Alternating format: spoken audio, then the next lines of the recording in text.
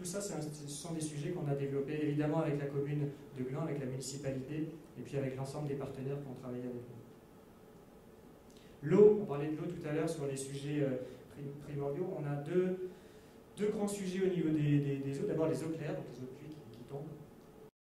On a un terrain, on a étudié les capacités filtrantes du terrain sur lequel on construit ce quartier aujourd'hui. Et on a d'excellentes capacités filtrantes qui font qu'aujourd'hui, la totalité des eaux claires, donc des eaux de pluie qui tombent sur le quartier, sont réinfiltrées. On n'a pas besoin d'engorger un réseau communal, d'engorger un réseau un réseau d'eau claire. Le 100% des eaux de pluie seront réinfiltrées à travers des fossés d'infiltration, à travers évidemment des concepts de toiture végétalisée pour, on va dire, apporter une temporisation quand un fort orage se met à tomber chez nous. Et puis l'autre sujet, c'est les eaux usées. Alors là, on a simplement profité de la steppe de Gland qui a déjà été primée par la Confédération. Ils ont obtenu la médaille de l'eau. Pourquoi? Parce que c'est une station d'épuration qui est déjà au top en termes de renouvellement d'énergie renouvelable, puisqu'ils sont déjà autonomes en termes d'électricité grâce à la chaleur des eaux usées collectées, et puis un système de séchage de boue qui transforme finalement les déchets triés en galets qui sont réutilisés comme combustible dans une cimenterie. Donc on le voit bien, finalement des approches très différentes les unes des autres, des approches autonomes, puisqu'on a de manière autonome conçu l'infiltration des eaux claires sur notre quartier, puis des conceptions interconnectées avec la commune, puisque là on profite simplement de la steppe qui est déjà parfaite pour un écoquartier.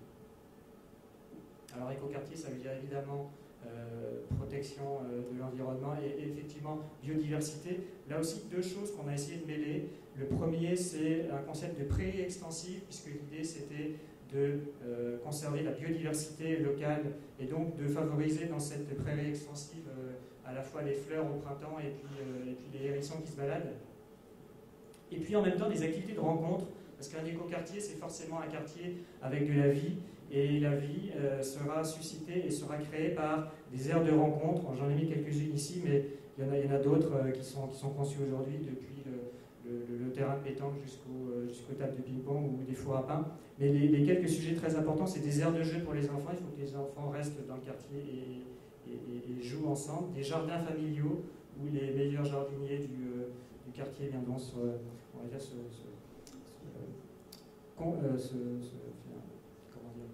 petite compétition de production de légumes à l'intérieur de ce quartier, un marché bio qui sera installé hebdomadairement sur l'artère principale, et puis une place publique sur laquelle, autour de laquelle viendra s'articuler finalement un kiosque pour permettre aux habitants de se produire devant leurs voisins.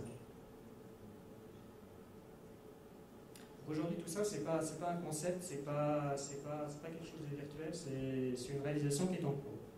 Et si cette réalisation est en cours aujourd'hui, c'est grâce à un travail collectif d'énormément de personnes, d'urbanistes, d'architectes, d'ingénieurs, et puis bien sûr la confiance que nous ont fait un certain nombre d'investisseurs qui sont encore, pour certains d'entre eux, présents parmi vous.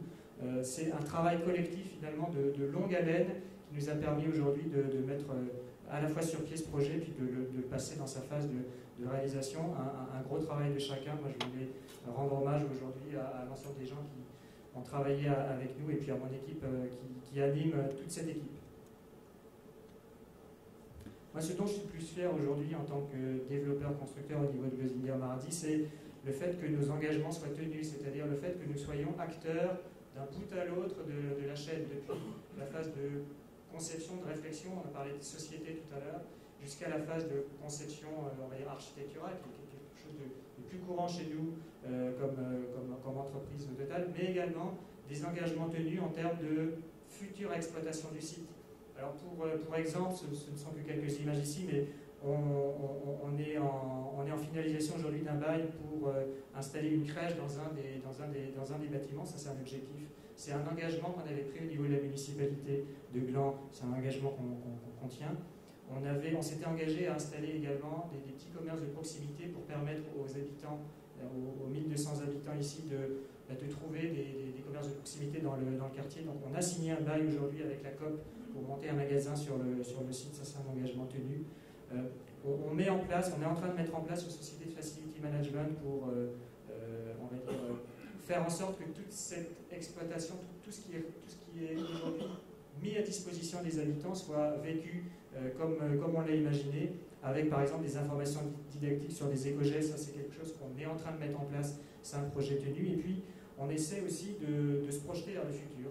Et le futur aujourd'hui, c'est essayer de continuer dans notre réflexion de suivi de comment vont vivre les habitants de l'Aiguenot à l'intérieur de notre quartier, et comment ils vont être influencés, comment leur comportement va être influencé par l'information qui leur est donnée.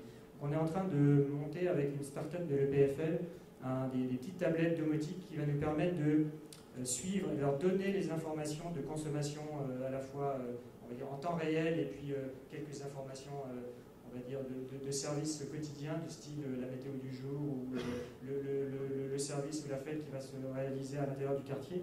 Et donc toutes ces informations qui vont leur être données, on va les collecter pour regarder en quoi la connaissance de ces informations influence leur comportement tous les jours. En quoi la connaissance de la consommation de chaque habitant va influencer sa réduction de cette consommation. C'est ce qu'on est en train de mettre en place pour les futurs écoquartiers qu'on va réaliser en Suisse romande. Voilà. Bon, vous l'avez compris, je suis au bout de cette présentation. Tout ce travail de conception et de développement et puis de mise en place d'une éco-exploitation d'un quartier, ça demande énormément de travail, ça demande beaucoup de moyens, ça demande une très forte conviction, et c'est justement ce qu'on a chez Gosinger Marazzi. Je vous remercie de votre attention.